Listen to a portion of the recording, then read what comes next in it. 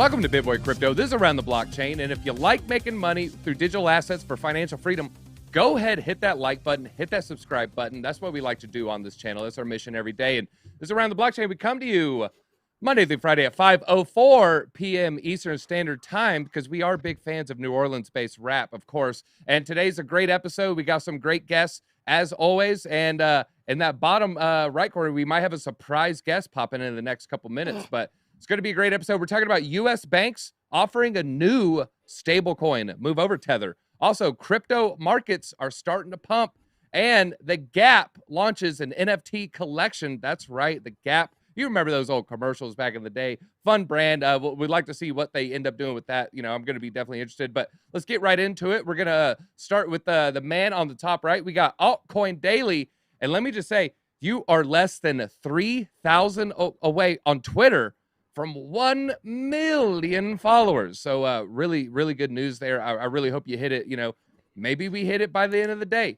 Go check out their Twitter. The link is going to be in our description. Links to all the channels. And in that bottom right, don't adjust your dial. That's not Jebb. Maybe he is a fast talker tonight, though. We have TJ Shed back on his own show. He hasn't been on in a while. TJ, when's the last time you've been on?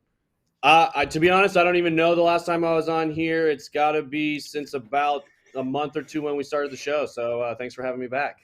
Yeah, it's been a long time. I feel like Bitcoin was like 29,000 last time we were on. And we have coming in, filling in, real quick. We love to have him on. Johnny Hopper, also known as Johnny Crypto. He's best known for maybe buying a bike with Bitcoin before it was cool. I'm not talking about a bicycle. He wasn't delivering papers. This is a motorcycle. It was one of the cool ones that J-Chains got injured on. But no, and of course we have Ben Armstrong.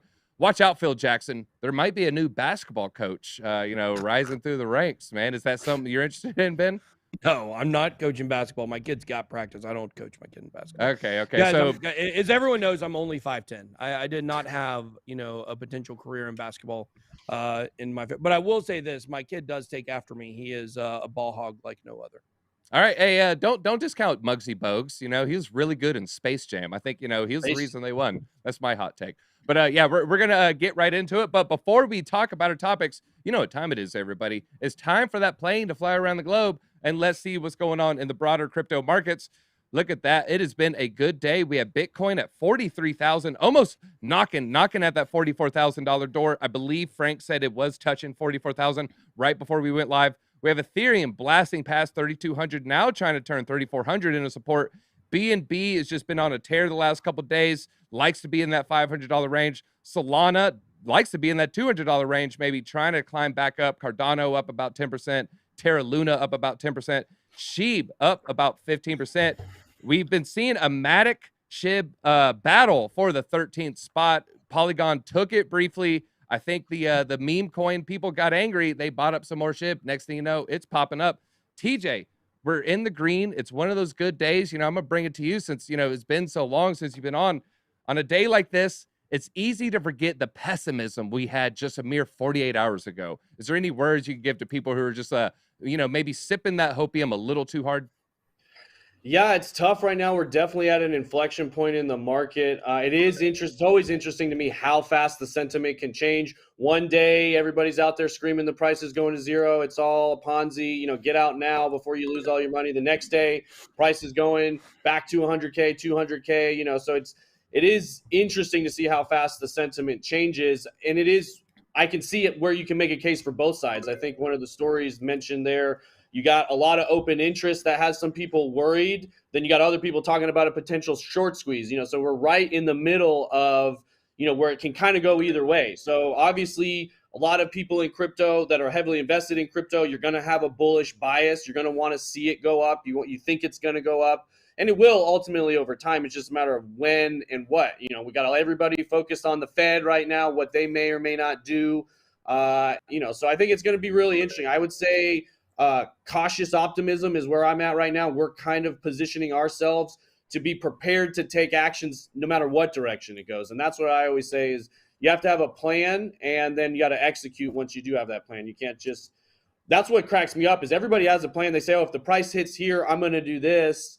And then a lot of times, given certain situations, like you have to adjust those plans or you need to take actions based on the macroeconomics. And I think March is a date a lot of people are looking at. But you know, I tend to stay bullish on the macro always long term. But what's going to happen in the next month, 2 months, 3 months? It's going to be it's always fun to watch with Bitcoin.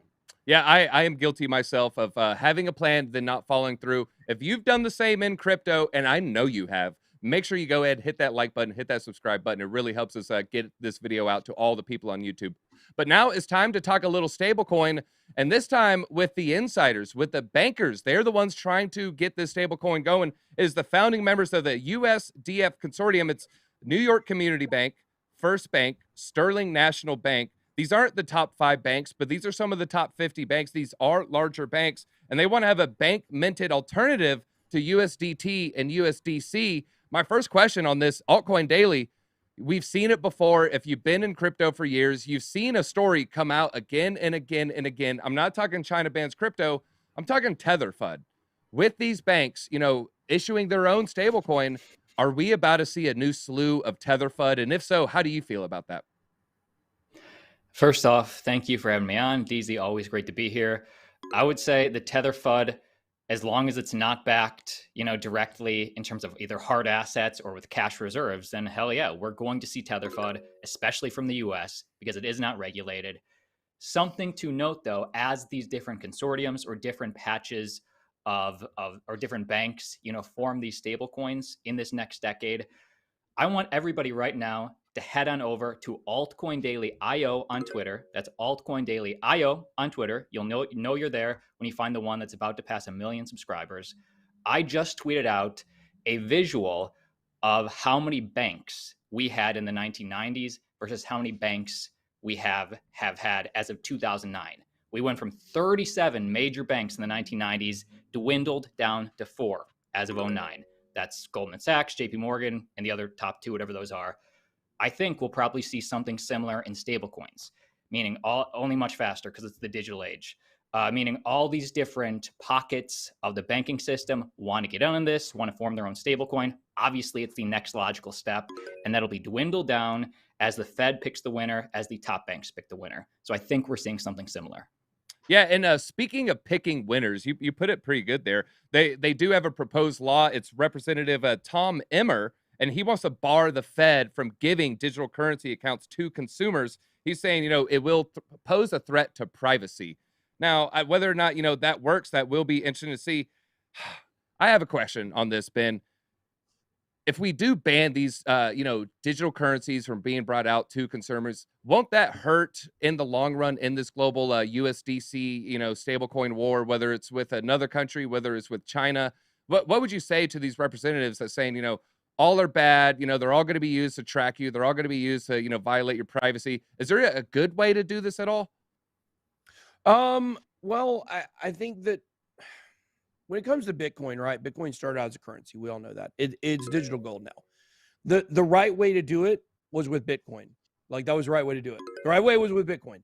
Now we have moved on through blockchain to now where we move from public to private. Now, not private sector, but private blockchains that are not permissionless, that are, you know, controllable. Now that we've moved on as Bitcoin from digital currency to digital gold, now we're starting to get the second, third, fourth, and fifth best alternatives. Okay. Now, a lot of people would make the argument there's a lot of design flaws with Bitcoin, and this is what has kind of led it to this point. The volatility for Bitcoin to the upside is also something that led it to this point. So it's kind of a catch-22, because the very things that led Bitcoin to more lean towards gold are the very things that have made a lot of us very rich from holding on to Bitcoin, right? And actually the use case of Bitcoin, you know, without that volatility, the use case would have been much better. If the price did not drastically increase for Bitcoin, more people would be willing to use Bitcoin to wait for it, buy a cup of coffee, as you guys know. Yeah. Yeah. So the fact is that now we are down to second, third, fourth as best options. And we're now to a point where we're using, you know, we're moving towards, you know, stable coins by banks and CBDCs and things that are not great for the message of decentralization, but they are actually much better for the actual process of buying things with crypto. So I do think that really what this is it's growing pains. I think these are growing pains in blockchain. I think this period will last a lot longer than most people do. I don't think we're looking at getting this straightened out in 5 years. I think we're looking much closer to 50 years for Bitcoin to become the reserve currency of the world. I do think eventually it will happen. I think it's much further in the distance than most people would be willing to admit, because we're seeing it now with the traditional financial system. You know, they're not giving up on this. They're actually coming from the inside to try to defeat crypto. And, you know, they're trying to, if you can't beat them, join them is the message they're trying to do now. But even though in the short term they are winning these battles, I do believe decentralization, you know, and Bitcoin will win the war overall, but it's a very long timeline. Well, Johnny, let's talk about decentralization for a second. You know, a lot of the benefits of Tether, you know, it isn't backed by a government. Some would say that's a feature, some would say that's a bug. If it is backed by the government, a lot of people are saying, you know, you're going to be judged, you're going to be traced, you're going to be tracked, you're going to be micromanaged. It's going to be like the digital yuan in China. You know, there's going to be a lot of bad things happening with it. But we're kind of used to Tether. We're kind of used to USDC. We're kind of used to USDP. Will the market allow, you know, a stable coin to come out that does have all these tracking features? Or do you think it'll just be rejected so broadly they, you know, wouldn't even bother having all these features? Well, first off, I want to say thank you, everybody, for allowing me on the show. It's been a little while. I almost thought some of my Trump jokes, you know, got me off the show before. And everyone that was involved in crypto over Christmas, just be patient. Don't have a short-term outlook. You'll be fine. But DZ, to answer your question, with a stable coin, I mean, most of the stable coins are built off of Ethereum. And I really think that we're like in an information war with your iPhones, with your Samsung, with your Androids, with Facebook, with Twitter, with, you know, it's all this centralized information that if you want to use the platform for free, well, they take your information and they sell it to a third party. As far as having a stable coin, I think it's not going to change much of what we already have. JP Morgan, Bitcoin is already bigger than the majority of all the banks. Bitcoin is $800 billion worth, 800 billion, excuse me. And JP Morgan is 500 billion. Wells Fargo is 300 billion. So these guys are just trying to hop in to have the market share, because when it comes to a stable coin, is I believe they're scared of cryptocurrency because it's already bigger than they are. And he holds the money, makes the rules. And usually it's been the banks that have held all your money. You know, when you deposit money into a bank, it's not actually yours, it's theirs. They go give it out as far as credit cards and mortgages, and they give you nothing back. The whole realm of decentralization is we can now use our coins as far as USDC, Tether. We could stake them and start making our own money with it because it's being used to verify nodes on the blockchain. Well, the bank is being cut out of that equation. So they're trying to jump in and trying to take control and give everyone a bunch of FUD, you know, to tell them, hey, this isn't good, you want to use ours. I think the cryptocurrency market is so small. You know, we're right around 2 trillion, where the majority of all the other commodities out there is right around $70 trillion. So we need to have some of this regulation and some of this bigger money popping into the space in order for us to grow. Because, you know, if you're like me, I can't speak on everybody, but a lot of people jumped into cryptocurrency because of the pump. But as you learn more about it, you stay for the revolution, because you're like, you know what? Wait, I want to own my own privacy. I want to own my own money. Why do all the banks have all the control over this stuff? So, DZ, I don't know if I answered your question. I kind of rambled on there a little bit, so I digress. It's all good. It's all good. And I agree with you on that sentiment. We all do love privacy. It's always funny when you see someone type in Web3 is a scam as they type on a website that collects their data, harvests their data, sells their data, but that's the scam. But it is time for a little lightning round question. I have to ask this because, you know, what is it going to be? What's going to be biggest, let's say 4 years? Is it going to be USDT? Is it going to be the crypto insiders coin USDC? Or is it the traditional finance insiders coin USDF? So USDT, C, or F, Altcoin Daily. I'm starting with you. What's going to be the biggest one 4 years from now? I would say over the next 4 to 5 to 10 years, crypto is, the lights are coming on, crypto is coming out of the shadows, the regulators are taking their claws and carving into the crypto market. Not to say that decentralized and regulated or they won't go away. They'll just be, pushed to a different part of the world. They'll still go on. The internet is still going. There'll still be places where you can find them. In the next 4 years, I would bet on USDC just because it seems to be heavily regulated by the government today. Yeah, USDC. TJ, USDC, DT, or DF? I'm going to go USDC. I agree with what Altcoin Daily was saying there. Also, at their ties with Goldman Sachs, they've stayed at the top for a long time. They have deep ties to the government, also deep ties to Coinbase, who are playing very friendly with the government. So, along with what he said, heavily regulated, heavily embedded with the U.S. government, I see that they will have the only one I see falling out probably of this group in the next 4 years would be USDT. I think they'll continually be under fire. And chat, I'm looking at your answers too. There's also some are saying DICE, some are saying XRP, some are saying Cardano. No surprise there. Johnny Hopper, what are we looking at here? Is it going to be USDC, DT, or USDF? As Mark Twain once said, if you find yourself on the majority, you should stop and reflect. So I'm going to take a different aspect, and I'm going to say USDF just because the market we're small. Everyone is still new to this. Things need to innovate and grow. And it's the same thing, before the car, there was the wheel. People built off of ideas off of each other. So I'm just taking a different approach. We can come back to this in 5 years and I can say, whoops, I was wrong. All right. Ben, which one would you say? Yeah. You said my options are DTF. Is that what you said? DT or DF. Yeah. Okay. USDT. What are you? USDF. DTF. We're going Austin. Who knows what happens? Oh my gosh. Yeah, I would have to say on this one, USDF is not going to be a major player. There are no major banks involved in this, but I do think that we could see something, spurred out of this in the world of banking that is competitive. But I'm, heavy on the USDC train becoming the digital dollar. Okay, I like it. All right, well, let's get to the second topic. We might have to rush through it a little so we could talk about the gap. That's right.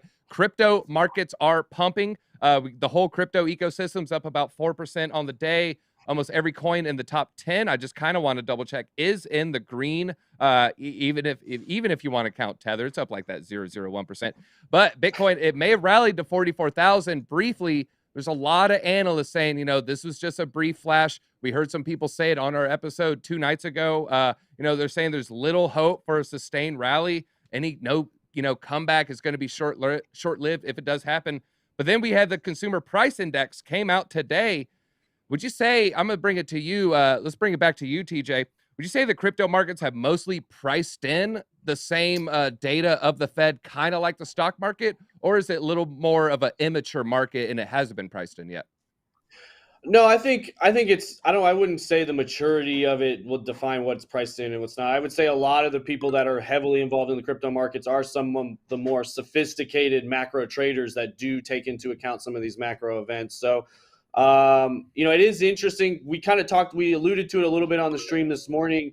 It really wasn't that much of a surprise. It wasn't really much different than what we've been seeing month over month. And so, you expect the year over year to be a pretty dramatic increase as well. So, to me, it's interesting that the markets react this way, even though we know so much about it already. So I think it comes back to certainty. I think I said it at the beginning. Markets they don't like uncertainty. So whether it's going to go one direction or the other, they like to know in advance. So anytime the news comes out and it's locked in, now you can make decisions based on that information. So I think leading up to it, people hedge their bets one direction or the other, but it wasn't too much of a surprise to me. All right, Ben, real quick, there's people waiting on the sidelines to buy cheap Bitcoin, right? They have a number in their head, whether it's 11 or 13. I think that's a little low. Some are saying, I want to wait for 30, 29, 32. Some of these same people are going to FOMO in when Bitcoin goes up. What price do you think we'll really see a whole group of this segment, latch on? Is this at 50,000, 47,000, all-time new highs? Like, where do you see a lot of the people start to FOMO in at?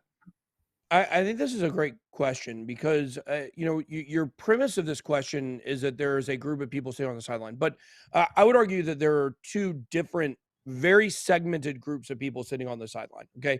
One would be smart traders who are sitting on the sideline waiting for Bitcoin to dip so they can buy back in. Okay. And maybe people that just from their technical analysis perspective, they have very specific price points that they are waiting on because they believe that's where the charts are going to go. Okay. You also have the much larger bucket, which Uh-oh. are retail. What's that? You know, large bucket. You don't want a large bucket. You got the much larger bucket. No. Wow. Oh God, I don't know what this is about. No, Where no, you have- it muted for like 1 second. We're good now. Oh, it did. Okay. Where you have regular retail traders and investors, and even prospective retail traders who are not even into crypto yet, that will eventually come into crypto when prices hit certain points. Okay. For those people, they're really at a polarized range, right? In poker, you talk about polarized range hands where someone is either completely bluffing or either they have the best possible hand. Okay. That's what we're looking at with these retail investors. They are either waiting to FOMO in once Bitcoin hits 80K. I really believe $80,000 is the price point that retail investors will FOMO back in hard.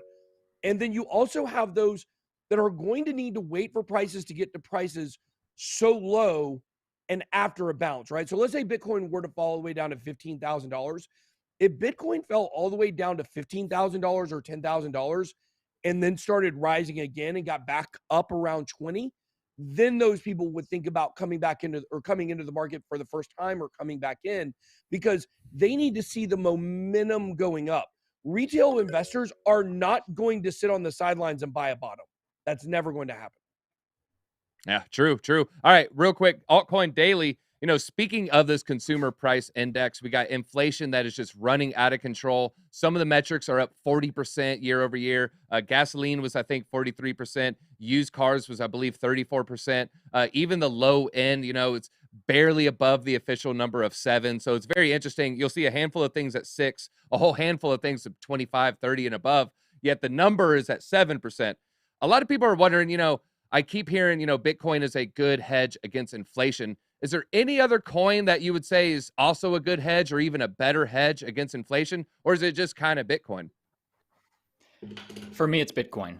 I'm looking for something that's the most decentralized, the most censorship resistant. Not to say that those other coins won't do well for different reasons, but for me, the one opportunity that I can see as of now that the free market is choosing to truly separate money from state, to me, is Bitcoin. And to put this in perspective, today we had a dip. Or I'm sorry, today we had a pump. And some people are wondering, hey, are we finally going back up? Is bear market back on? What's the story here? The smart investor knows that if Bitcoin dips 10%, that's not a reason to sell. So if Bitcoin pumps 10%, that's not a reason to buy. It's a reason, but the inflation case is seeing where the macro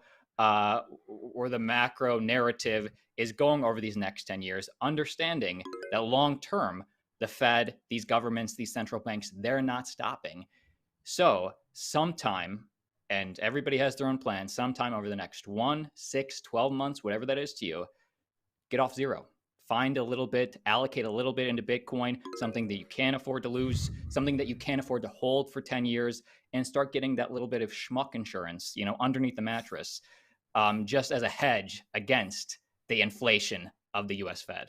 A little bit of schmuck insurance. That's a phrase I'm going to remember probably till the end of my days. That is a good one. All right, well, let's talk about the third topic here. Gap is launching an NFT collection. I want to show it to you guys real quick. It's actually kind of stylish. I almost dig it. Kind of reminds me of some of the old school Bitverse, mythic rares, I think, with a little rotating and a little holographic thing. But it's Gap, the old clothing brand. They're trying to reemerge. We saw them, try to get into the zeitgeist. They teamed up with Kanye. I think there's like a Yeezy Gap or a Kanye Gap's about to launch. But this is a collection. It's going to be a gamified digital experience for creatives and lets customers own a digital collectible Gap hoodie, I guess owned by one of these guys. It's Brandon Signs made it. It's the Frank Ape collection. That's where, you got this. This is on sale tomorrow. We're going to see these tomorrow. I think they only cost 2 Tezos a piece, which is like under $10. So you're looking at under a $20 bill. You can own one of these Gap NFTs. Johnny, I'm going to bring it right to you. Is this something that interests you? Do you get excited when you see these corporate America, even if it's like a VV, Marvel, Spider-Man? It isn't the crypto native, system. You're not going to see it on OpenSea. You're not going to see Gary V, probably talk about it too much. Is this something that you could see, maybe having a pump 10 years from now, 20 years from now, like kind of like a OG Coke can or, some sort of pop culture reference? Does this excite you at all? Is this on your radar? Not from Gap. No. I've got a little bit of a different view when it comes to NFTs. Yes, the metaverse is here to stay. Things are all going to be digital. You're going to have digital property. I mean, you're going to go into like, look, we're having an internet show right now. What's the next step? The next step is having an internet show with a live audience, where people are in their headsets and everything. And we need to own the studio, right? So we'd buy land and whatever. But Gap, have you guys been to the mall and been to the Gap store? Like, there's nobody in the Gap store. That's a problem.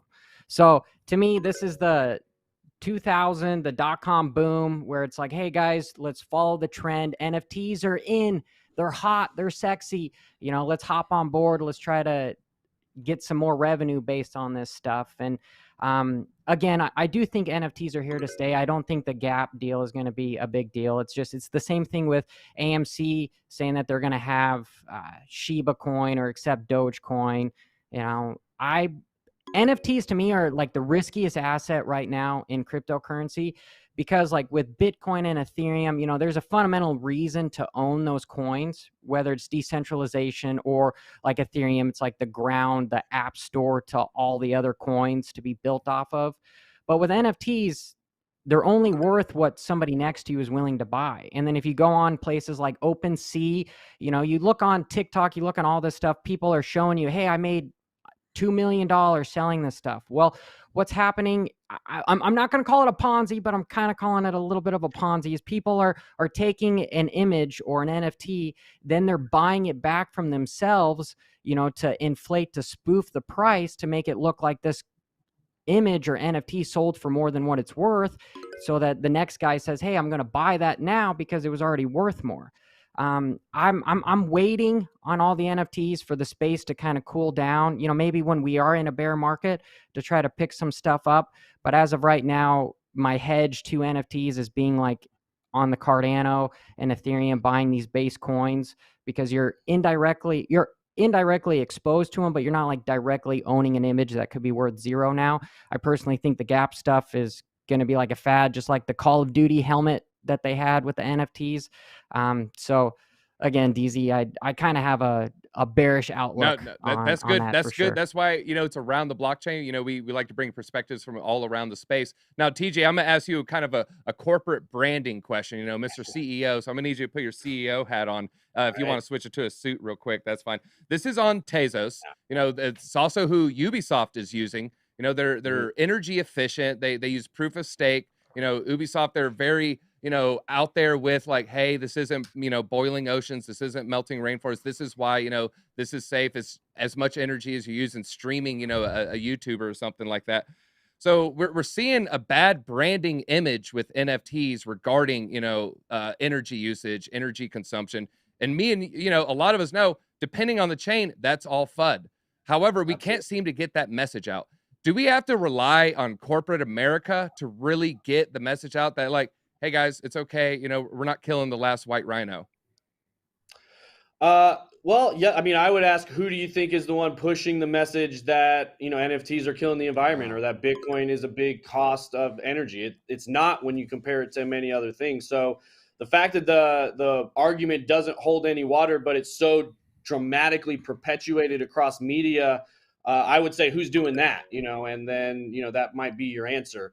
But I want to kind of get into what Johnny was saying, because I tend to agree with him on some regards, but I am still excited about this, even though I agree with his take. And I think NFTs, they get talked about like within the digital assets and crypto as if it's at the same point, where I feel like it's matured a lot more. Like digital assets, Bitcoin and Ethereum specifically, are much more mature of a space, even though they're young and much less mature than traditional market. NFTs I see being right at the beginning of Ethereum. Some of the first dApps that launched on Ethereum, we're still playing with NFTs, figuring out what they're going to be used for. And I feel like the fact that so many people look at NFTs as investment vehicles and assets, I think that's very limited viewpoint. I don't think a lot of them will function very well as assets, kind of like Johnny was referring to. There's a lot of reasons Bitcoin and Ethereum hold the value that they do, and a lot of these upstart NFT projects don't have that same scarcity, rarity, a lot of different things, use case. But what's interesting to me is when we see big brands like Gap, like Ubisoft, Roblox moving into this direction, playing with it, that excites me because we're going to try it, we're going to play with it, we're going to build on it, we're going to break it, and we're going to figure out what the market needs. And I think NFTs will absolutely revolutionize marketing and community engagement with brands across the board over the next 10 years. It's not going to be necessarily something that people buy because they think they're going to be rich, and by selling it 9 months from now for millions of dollars more. They're going to buy it because they want to support certain brands, or they might get access to certain things later. So cracking the code on the utility and the use case, or best use case for NFTs, I think hasn't even really started yet. The NFT use cases that roll out over the next 5 years will blow everybody's minds, because I think there'll be innovation within the NFT space. And somebody, just like we were having the discussion today about DEXs, and when the DEX first came out, there was no liquidity. Like, everybody could see this is great. It's good for decentralization. It's a trustless, permissionless system that's open. Great. But you go to use it and it sucks. The user experience was terrible. You could never sell anything, and you try to use it and you're like, this is trash. This is going to take years and years for it to ever be anything. And then somebody comes up with yield farming and a way to get liquidity into a decentralized, exchange at a way that's open and still doesn't break the system. And then all of a sudden DeFi goes crazy, DEXs start blowing up, and it seems very easy now for a chain to have their own decentralized exchange. It's almost common in the industry. And I think we'll see very similar things with NFTs. The things they're used for now will be completely different than what they're used for 4 years from now, in my opinion. So it excites me to see people playing with it. No, and that was a good response. I mean, it's the same people, corporate is good and bad, at the same time. All right, last question here, Ben. I'm gonna bring it to you because we're around the same age, and I remember the Gap commercials, 15, maybe even 20 years ago. Kind of came out of nowhere. They were kind of cool. They had huge advertising blitz. Then you see them disappear. Then they'd kind of pop back up. Then they disappear. Then they kind of pop back up. Now they're getting into NFTs. They're definitely into new technologies. Are you bearish or bullish on the Gap as a long-term brand, or maybe even a metaverse brand that we see, 20 years from now, 10 years from now? Yeah, I mean, I think you see a lot of these fashion companies cycle back through. I mean, hey, even Tommy's back. Even Tommy's back. It's not me, it's Tommy. Even Tommy's back. But, I mean, I saw a video the other day on TikTok that was talking about Abercrombie and Fitch is back. Like a lot of these, companies that we grew up with, Hollister and Abercrombie and Fitch, they come back in. That's kind of how they do. They cycle through because they understand that things come back into style. And, I think you take a lesson here for NFTs, might be seeing this on a much faster pace where, NFTs come in and out of style over time. But I do know that the Gap is a company that's been around for a long time, and, they remain relevant, regardless of whether they're in or out at that time, they remain relevant. And I think that advertising campaign you mentioned was, it was brilliant back in the day. And they've shown an affinity to move towards these things that will bring them attention. And so I do think that, it's definitely something to watch. So we'll have to see what happens here. Yeah. I'm excited for the future, or someone going to go jump in? I just had one more thing I forgot to mention that I think is interesting. We see in the metaverse, we know, like Johnny mentioned, malls being dead, but shopping online has never been bigger. Shopping in the metaverse has never been bigger. So the fact that they're playing with digital wearables, and like a company like the Gap being involved in NFTs, they could quickly move to being top sellers on Facebook Marketplace and Instagram and a lot of these other places. So retail brands playing with NFTs in the metaverse is inevitable, in my opinion. All right, well, that is all we got time for. And I sandbagged Altcoin Daily, so I want to give them a plug. Go to the Twitter, Altcoin Daily IO. If you're amongst the first million, you're still early. So definitely go check out their Twitter. We love having Altcoin Daily, him and his brother on. They're really great. All right, but that is all we got time for. And it looks like TJ won. Thank you for the bonus in my next check, right? Wink, wink. And that is all we got time for. TJ, go ahead and give us some parting thoughts here. Yeah, just fun being back on here. It's been a little while. Maybe I have to do this a little more often. Always go check out BitLab Academy, especially if you're new. It has very clear instructions for learning Bitcoin, Ethereum, and all sorts of things as you're starting your crypto journey. I hear the chat says I look like Forrest Gump, so I'll close out with my mom always said, you got to put the past behind you before you can move on. So you got to keep that in mind in crypto. Don't get too hung up on the past. Always look forward, because there's lots of opportunities out there. My camera overheated. What a way to end. And that's all I'm in Arizona. It overheated. Until next time, BitSquad. Easy out.